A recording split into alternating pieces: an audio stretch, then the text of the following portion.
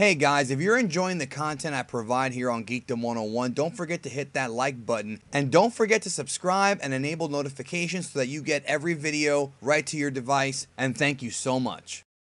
Even though the actual tournament has not begun yet, this Dragon Ball Super Tournament of Power Universe Survival arc is turning into something very, very interesting, as every week we're getting new information, new tidbits, and clues and hints from the staff of what's going on. Recently, the Dragon Ball Super manga artist and a guy who's actually doing character designs for the anime now, TOYOTARO, was interviewed by Wired Italia, which is the Italian version of course, Wired magazine, and there were a lot of very interesting questions about Toyotaro's love of the series and working hand in hand with Toriyama, and the fact that Toriyama actually does supervise a lot of what goes into the anime of Dragon Ball Super as well as the manga, so that was very interesting as well. But the big piece of the interview that really opened up my eyes and that really surprised me is when they asked him about the upcoming Dragon Ball Super arc, and Toyotaro's response was,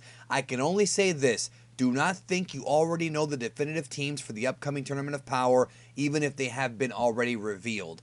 That is a very surprising and interesting comment from Toyotaro. So what does this mean? What he's pretty much telling us is that even if we can assume who's going to be on whose team, there may be some last minute changes coming up in Dragon Ball Super that might give us a huge surprise. Remember the Universe 6 arc? We saw Majin Buu in all the promotional material, but when the actual tournament and the actual episodes aired and the manga, he did not pass the test and thus he was not there. So even though we've seen in the promotional material all of the Z fighters, you know, with 17 and all these guys, the actual final team may not look like this, which to me would be a huge shock. Now, the one thing that instantly hit my mind is with regards to the female Saiyan known as Kale. That's who we know her as right now, and the fact that she is without question from Universe 6 because she was listed in the Universe 6 roster page.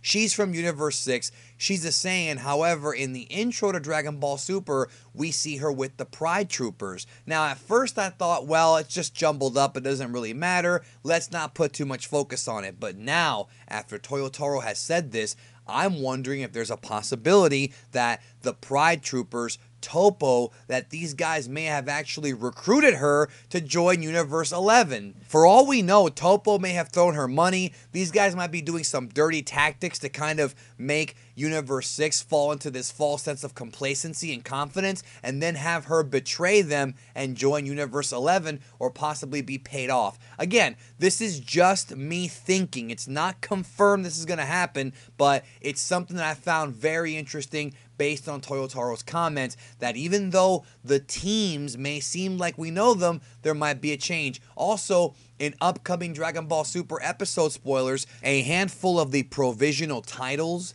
stated that, or at least hinted, that not everybody shows up on the day of the tournament. So could there be a swap out? Could Yamcha get back in? I don't know, but I thought I would bring this information to you guys because, boy, it's non-stop Dragon Ball Super. I mean, it's crazy what's going on here. But I thought I'd bring it to you guys and get the discussion going down below in the comments. What do you think Toyotaro means? Are there going to be betrayals? Are there going to be members defecting and swapping? Or do you think maybe Universe 7's team is going to look different? What's going to happen? I definitely want to hear from all of you about this because, again, the plot is thickening in Dragon Ball Super and things are getting very, very interesting as we approach this big fight. What a crazy week it's been. So thank you so much for watching the video and supporting Geekdom 101. As always, it really does mean a lot to me, guys. I love doing this. I love talking about my favorite show. Maybe not the best show in history, but my favorite. I've had fun with it for over 20 years of my life, and I'm sure it's the same for many of you as well. Thank you. Talk to you guys very soon.